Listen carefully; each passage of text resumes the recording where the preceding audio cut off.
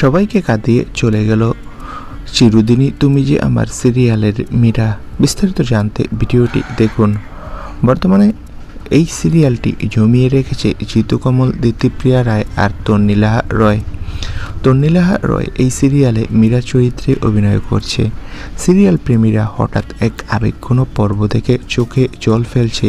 চিরদিনই তুমি যে আমার ধারাবাহিকে দেখা গেল মীরার মৃত্যু, সাদা কাপড়ে ঢাকা শরীর, কান্নার রোল, সব মিলিয়ে একেবারে মন খারাপের পর্ব।